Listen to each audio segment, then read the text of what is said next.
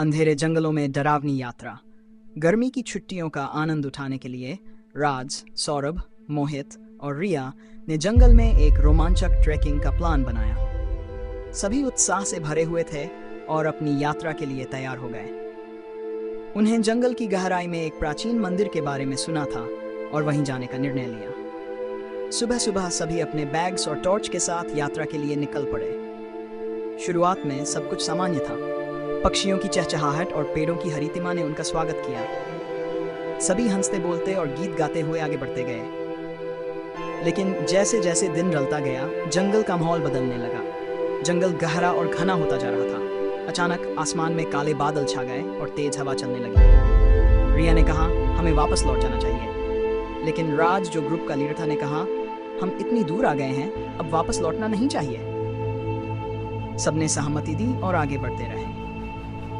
थोड़ी देर बाद उन्हें एहसास हुआ कि वे रास्ता भटक गए हैं। उनके मोबाइल के नेटवर्क ने काम करना बंद कर दिया था और अब उनके पास जंगल से बाहर निकलने का कोई रास्ता नहीं था। जंगल में अंधेरा छा गया था और उन्हें अजीबोगरीब आवाजें सुनाई देने लगी। किसी जानवर की आवाज या फिर हवा का जोर, कोई नहीं जानता था। मोहित ने डरते हुए कहा, क्या हमें यहाँ कोई भूत प्रेत है? सौरभ ने उसे शांत करने की कोशिश की।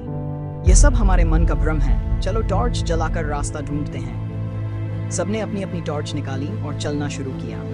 अचानक एक चीख सुनाई दी। सबने देखा कि रिया गायब हो गई थी। वे घबरा गए और रिया को खोजने लगे। चारों ओर घना अंधेरा था और डरावनी खामोशी फैली हुई थी। कुछ समय बाद वे एक पुराने और जर्जर मंदिर के पास पहुंचे।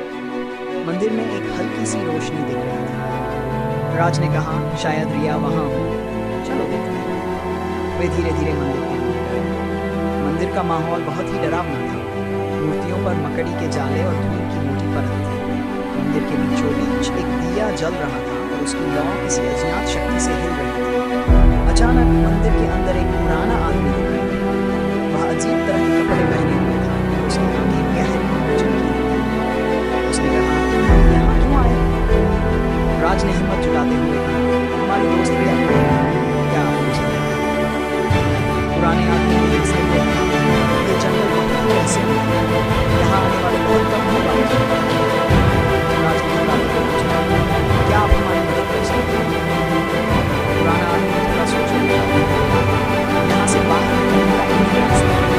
वह सत्य और शांति से तुम लोगों को एक साथ रखना, दूसरे के साथ नहीं छोड़ना। उसने पूछा, यहाँ से जाओ।